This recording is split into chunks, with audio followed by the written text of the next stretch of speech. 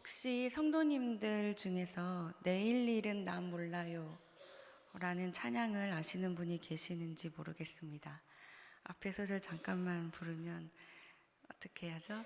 내일 일은 난 몰라요, 하루하루 살아요. 네, 이렇게 시작하는 찬양이지요. 네, 가사가 이렇습니다. 내일 일은 난 몰라요, 하루하루 살아요. 불행이나 요행함도 내 뜻대로 못해요. 험한 이 길 가고 가도 끝은 없고 고네요. 주님 예수 팔 내미사 내 손 잡아줍소서. 내일 일은 난 몰라요, 장래일도 몰라요. 아버지여 날 붙드사 평탄한 길 주옵소서. 이 찬양의 원곡인 영어 버전을 보면 이렇게 시작이 됩니다. 첫 가사가 I don't know about tomorrow. 끝도 없이 우울할 것만 같은 가사로 시작이 되지만 계속해서 이 찬양을 묵상할수록 인생이 내일 일은 모르는 것이 당연한 것임에도 불구하고 이러한 현실 앞에 우리가 찾을 감사는 처음부터 태초부터 우리에게 신실하신 그 하나님께서 오늘도 우리와 함께 하시기에, 그리고 우리의 인생을 인도하시기에 불안한 인생에서도 소망을 가질 이유가 분명하다는 것을 깨닫게 됩니다. 오늘날 우리에게 이 내일 일은 난 몰라요 이 찬양을 통해서 우리의 과거에서도 일하셨던 하나님을 오늘도 기대하고 미래에도 기대할 수 있었다면 옛날 이 다윗의 시대에는 다윗 작사, 다윗 작곡인 오늘 우리가 대하는 시편 21편이라는 찬양을 통해서 하나님을 기대할 수 있게 됩니다. 시편 21편은 처음 시작을 기쁨으로 시작합니다. 어제 우리가 함께 대한 시편 20편이 전쟁 전날 밤에 드리는 기도였다면 오늘 우리가 대하는 시편 21편은 전쟁 후의 기도라고 볼 수 있습니다. 시편 20편에서는 하나님께서 도우심으로 우리가 승리할 때 우리가 환호를 지르겠습니다 라는 소망을 담은 기도였습니다. 그리고 그 20편과 21편 사이에 시간적으로 바로 연결이 있는지는 모르겠지만 오늘 21편은 그 전쟁에서, 20편에서 기대했던 그 전쟁에서 이스라엘은 승리를 얻었고 그 승리로 인하여서 이제 1절에서 보듯이 기쁨이 있는 것이고 또 5절에 하나님의 승리를 통한 영광을 찬양하는 고백을 하고 있는 것입니다. 시편 21편은 크게 두 부분으로 나눌 수 있습니다. 1절부터 7절까지 그리고 8절부터 13절까지입니다. 먼저 1절부터 7절에서 우리는 왕으로 하여금 적들로부터 승리하도록 하실 때 나타난 하나님의 선하심에 대한 감사의 고백을 볼 수 있습니다. 전쟁에서 승리한 후에 이스라엘을 도우셨던 하나님을 기억하면서 찬양하는 모습을 볼 수 있는 것이지요. 왕에게 승리를 베푸신 하나님의 복에 대한 백성들의 감사를 들을 수 있는 내용입니다. 그런데 이 부분을 좀 더 자세하게 보면 이스라엘 백성들과 그 이스라엘 왕은 단순히 전쟁에서 이겼다는 사실만으로 기뻐하는 것이 아니라 보다 신앙적인 이유에서 기뻐하고 있음을 볼 수가 있습니다. 즉 이스라엘 백성들과 왕은 하나님께서 그들의 기도에 응답하여 주셨다라는 이 은혜로운 사실과 더불어서 하나님 자체에 대해서 기뻐하고 감격하고 있는 것입니다. 이제 곧 대강절, 이제 크리스마스 절기가 다가오게 되는데요. 많은 어린이들은 벌써부터 크리스마스에 어떤 선물을 받게 될까 하고 기대를 하고 있을 것입니다. 실제로 지난 11월 첫 주에 저희 어린이 부서에서 11월 아이들 기도 제목을 물어보는 시간이 있었는데요. 벌써 크리스마스에 받고 싶은 선물을 놓고 기도하는 어린이들도 있었습니다. 정말 크리스마스가 되어서 그 선물을 부모님을 통해서 아니면 다른 어른들을 통해서 받게 된다면 그 아이들은 선물을 놓고 팔짝팔짝 뛰면서 기뻐할 것입니다. 그리고 이렇게 이야기를 하겠지요. 하나님께서 내 기도를 들어주셨어요. 하지만 어른이 된 이후에 받는 선물은 그 선물 자체로도 감사하지만 선물을 주신 분에게 더욱 감사를 하게 됩니다. 선물을 고심하면서 준비했을 상대방에게 더욱더 감격하게 되는 것을 경험합니다. 좋은 것을 나에게 주려고 노력하는 마음, 내가 굳이 말하지도 않았는데 내 필요와 원함을 알고 공급해 주려는 마음,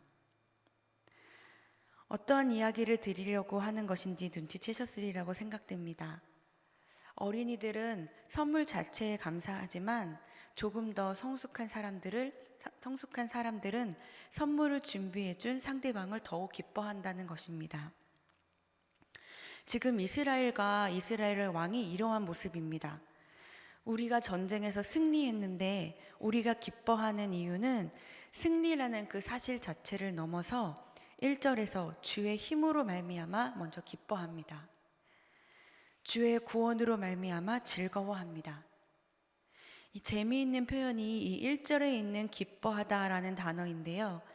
이 단어는 지금 내 마음이 기쁩니다. 이런 식으로 사용하는 단순하게 지금의 감정을 표현하는 그 표현이 아니라 미완료형을 사용함으로써 기쁨이 지금도 아직도 계속되고 있음을 표현하는 그런 뜻이라고 합니다. 계속적으로 기뻐할 것이라는 결단과 그리고 그 의미를 담고 있는 단어인 것입니다. 그리고 이 구원이라는 단어 역시 이스라엘 백성들과 다윗 왕이 전쟁을 시작하기도 전에 이미 확신했던 것으로서 전쟁에서의 완전한 승리를 의미하고 있답니다.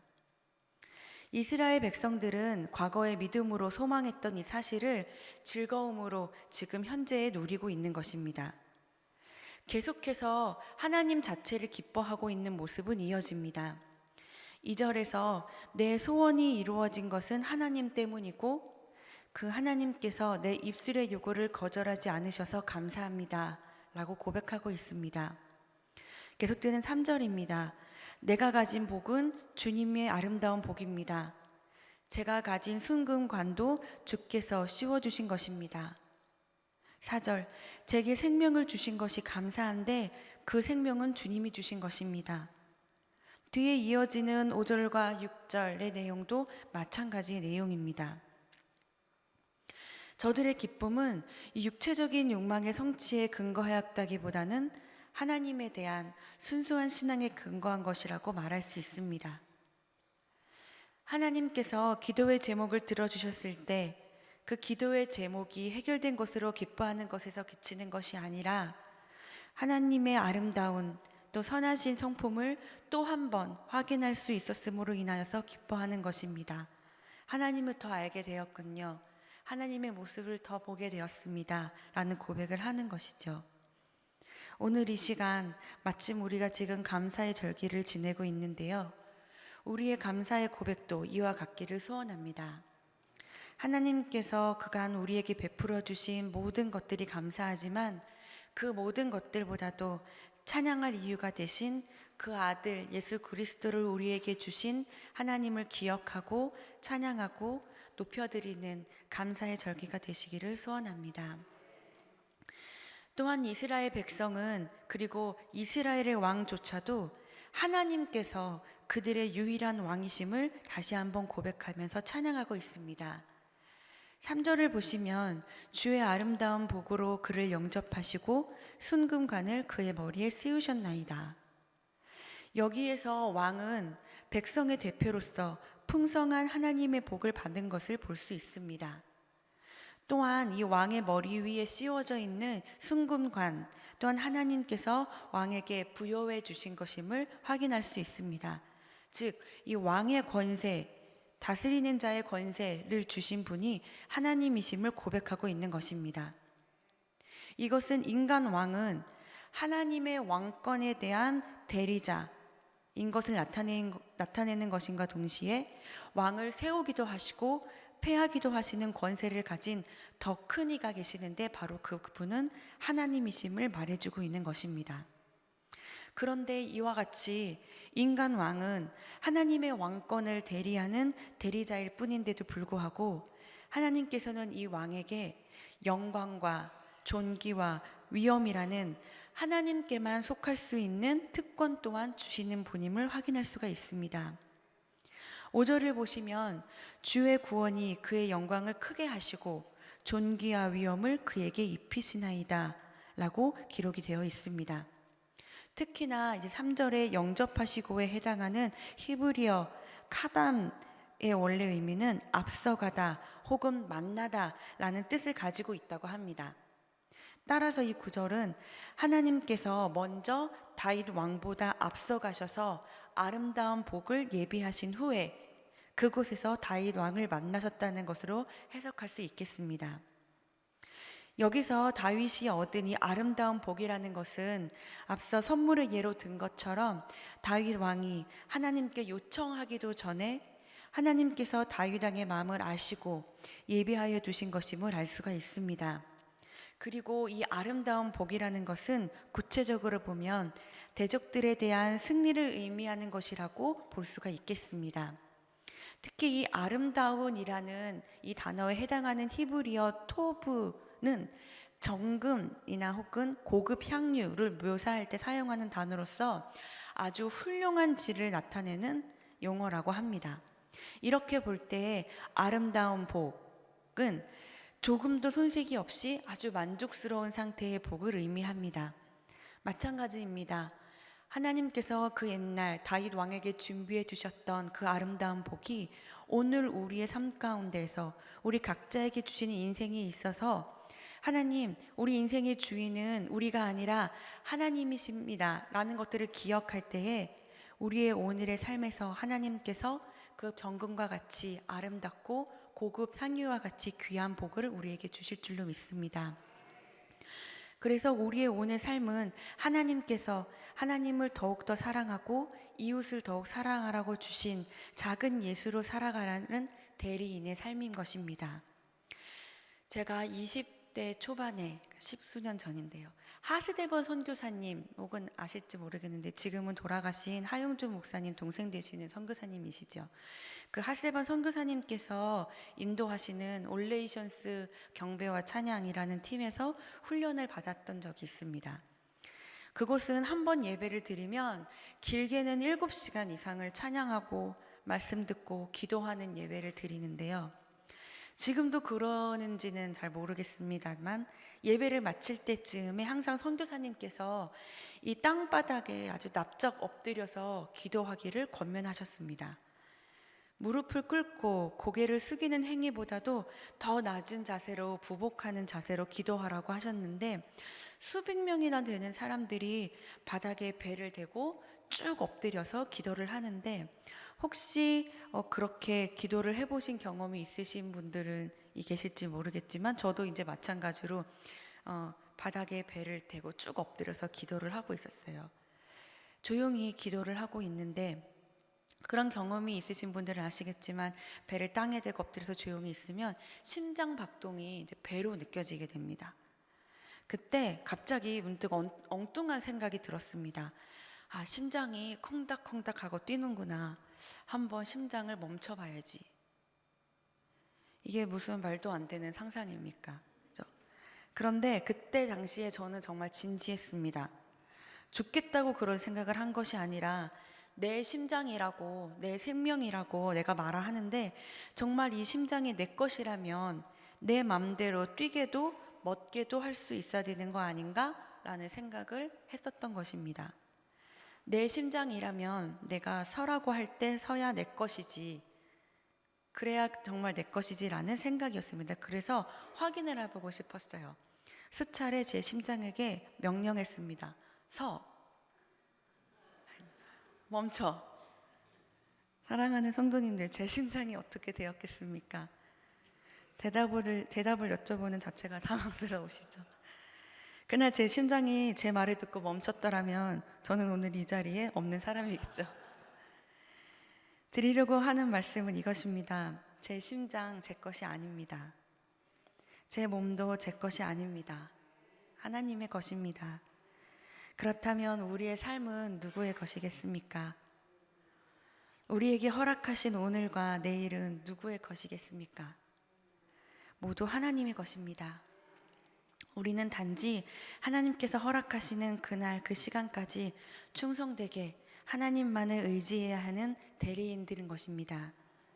사랑하는 성도님들, 오늘 하루 우리가 하루를 살아갈 때에 우리는 내일 일은커녕 오늘 일도 무슨 일이 일어날지 모르지만 한 가지, 하나님께서 이미 우리 앞서 가셨으며 오늘 우리에게 정금이나 고급 향유와 같은 아름다운 복을 준비해 주셨다라는 것입니다.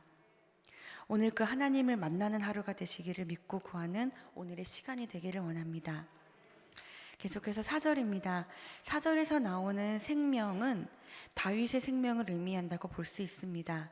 왜냐하면 이 시편은 전쟁에서 승리한 후에 감사를 드리는 내용으로 다윗이 전쟁을 마치고 무사히 집으로 돌아온 사실을 감사하고 고백하는 내용인 것으로 이해할 수 있기 때문입니다.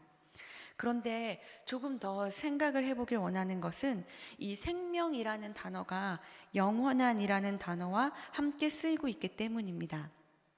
다윗이 아무리 오래 살았다 하더라도 지금까지 살아있는 것은 아닙니다.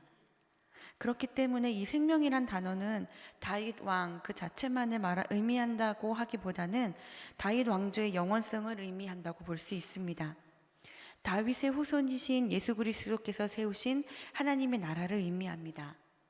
다윗은 어떤 왕이었습니까? 밧세바 사건 이외에는 다윗은 늘 하나님 생각이 어떠신지 의견을 여쭙고 하나님을 의지하는 왕이었습니다. 다윗은 누가 진정한 왕인지를 분명히 아는 사람이었고 본인은 하나님을 대리해서 임시적으로 하나님의 마음을 가지고 이스라엘 나라를 다스리는 대리자로서의 역할임을 알고 있었던 왕이었습니다. 다윗과 같이 그 어떤 왕이라도 하나님을 의지하는 한 하나님께서는 그 생명과 복을 영원히 지키시고 더하신다는 것을 볼 수 있습니다. 이것은 7절과도 연관을 지어서 생각을 해볼 수 있는데요. 왕이 여호와를 의지하오니 지존하신 이의 인자함으로 흔들리지 아니하리이다. 다윗은 누구를 의지해야 하는지 분명히 알고 있었던 왕이었습니다. 다윗이 그리고 이스라엘이 의지해야 할 대상은 힘을 가진 강대국도 아니었고 지혜로운 동료들이 가진 힘도 아니었고 물론 지혜가 힘이 됐기는 했었겠지만 결국 동료들도 의지할 대상은 아니었습니다. 또한 지혜와 용기를 가진 스스로도 의지의 대상이 아니었습니다.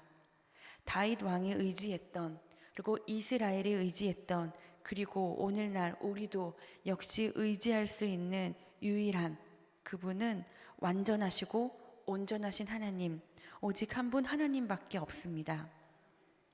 그런 의미에서 이스라엘은 왕정국가라기보다는 오히려 신정국가라고 할 수 있습니다. 왕이 다스리는 것처럼 보이지만 인간 왕은 오직 여호와 하나님을 의지하는 신앙 안에서 하나님이 주시는 은혜와 복을 받을 수 있었고 이에 대한 모범적인 예가 바로 다윗 왕이었습니다. 다윗 왕은 이스라엘을 다스리는 왕의 이상적인 모습을 보여주고 있습니다. 이 시간 우리의 삶에서도 이러한 다윗 왕의 하나님을 의지하는 모습을 배우고 담는 시간이 되기를 원합니다. 혹시 성도님들 가운데 전쟁과 같은 삶 가운데 계신 분은 아니 계십니까? 폭풍 중에 있는 분은 아니 계신지요? 그럴 때 우리가 의지해야 할 것은 지난날의 노하우도 아니고 하나님이 기뻐하시는 결정을 하도록 도와주는 신실한 많은 영적인 친구들이 있을 수도 있겠지만 결국 궁극적으로 의지해야 할 분은 하나님 한 분이십니다. 한 가지 더 7절에서는 하나님과 이스라엘 간의 언약 관계도 드러나고 있습니다. 신약자들은 이 의지한다라는 말과 인자함이라는 말은 하나님과 이스라엘 간의 언약 관계를 한마디로 함축시킨 용어들이라고 볼 수 있다고 말합니다. 따라서 하나님을 의지하는 것은 하나님의 은혜, 인자함에 대한 언약 백성들의 반응인 것이고 이에 대한 하나님의 반응은 또다시 은혜로 백성들에게 주어지고 있는 것입니다. 중요한 사실은 하나님에 대한 언약 백성들의 신뢰가 계속 유지되는 한 하나님의 은혜는 불변한다는 사실입니다. 영원한 다윗 왕조의 견고함은 바로 이것에 근거가 있습니다. 오늘 우리도 마찬가지입니다. 하나님과 우리 사이의 관계에 있어서도 하나님의 신실하심과 인자하심 그리고 성실하심은 언제나 변함이 없습니다. 오히려 변하는 쪽은 항상 우리입니다. 따라서 언제든지 변할 수 있는 우리의 하나님을 의지하는 이 태도가 변하지 않도록 유지되도록 노력을 해야 할 것입니다. 우리가 하나님의 백성으로서 하나님을 의지하는 믿음을 구하면서 살아간다면, 또한 성령님의 도우심을 그렇게 구한다면 우리를 향하신 하나님의 은혜와 복은 영원하다는 그 약속을 기억하시기를 원합니다. 이후 계속되는 8절부터 13절에서는 과거와 현재에 경험하고 있는 하나님을 통해서 이제 미래에도 기대해도 좋을, 여전히 신실하게 일하실 하나님에 대한 묘사가 나타나 있습니다. 이번 전쟁에서도 다음 전쟁에서도 하나님을 의지하는 백성을 돌보시고 그들을 위해서 싸우실 것을 기대할 수 있습니다. 이스라엘 백성들과 왕은 과거에도 도우셨던 하나님을 현재에도 그 하나님을 구하고 있으며, 나아가서 미래에도 여전히 도우실 하나님을 선포하고 있습니다. 과거에 역사하신 하나님의 손길을 통하여서 우리는 불확실한 미래에 대해서 여전히 신뢰를 가지고 살아갈 수 있는 이유가 여기에 있습니다. 1절부터 6절이 왕이 받은 하나님의 축복에 대해서 말하고 있는 반면에, 이 8절부터 12절은 왕에 의해서 저주를 입게 될 나라들, 즉 하나님의 이 언약 백성인 이스라엘을 압제한 나라들이 당할 패배를 표현을 하고 있습니다. 그런데 여기에서 우리가 잊지 말아야 할 것은, 이스라엘도 역시 하나님과의 관계에 있어서 그 언약을 신실하게 지키지 못한다면 이스라엘에 대한 저주로서 전쟁에서의 패배가 주어질 수도 있다는 사실입니다.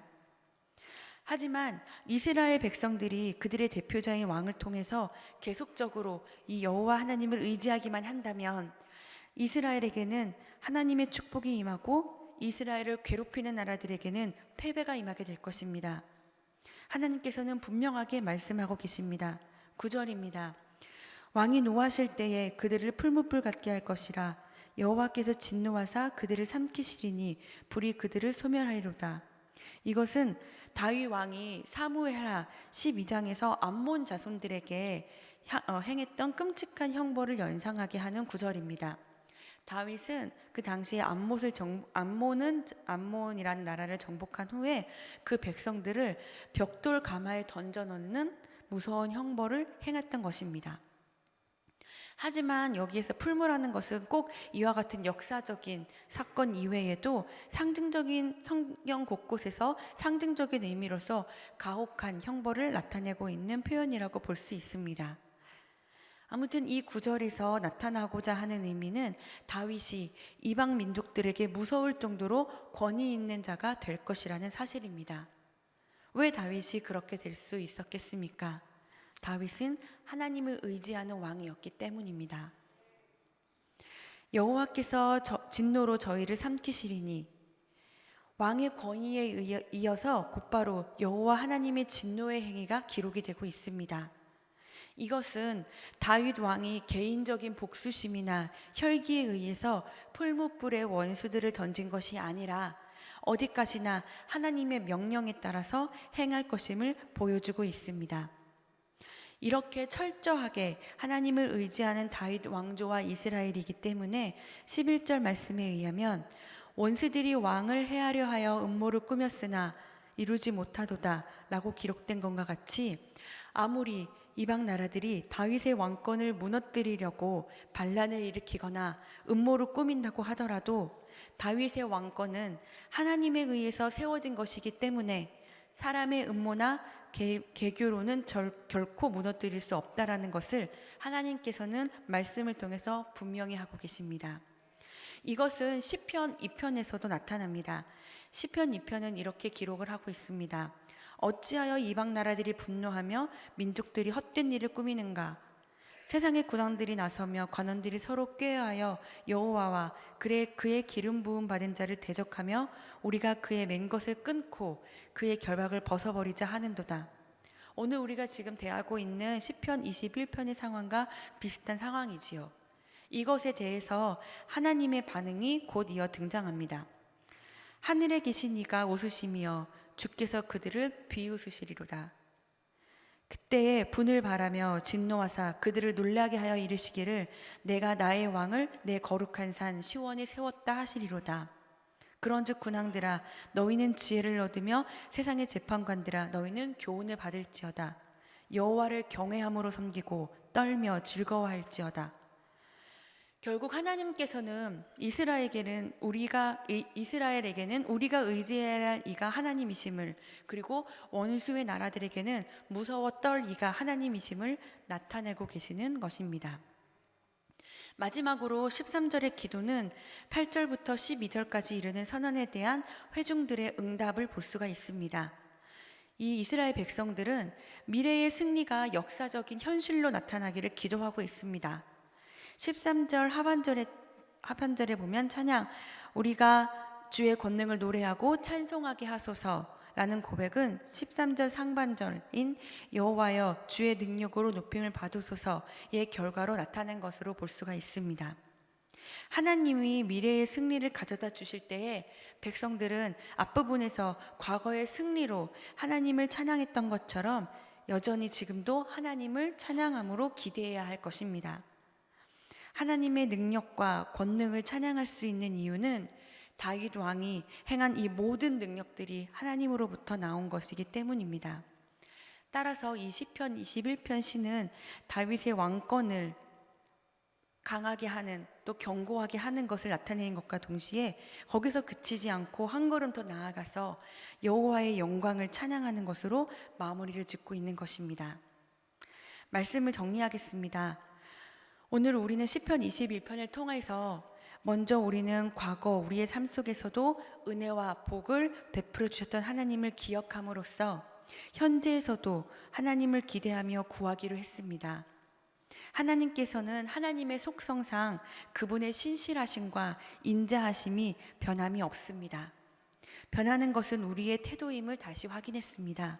그러므로 우리의 하나님을 의지하는 이 태도에 있어서 하나님이 아닌 다른 눈에 보이는 것을 의지하려고 하는 이 변질을 경계하고 한 분 하나님만을 의지하도록 믿음을 더하여 주시기를 우리 함께 구하기로 하시겠습니다.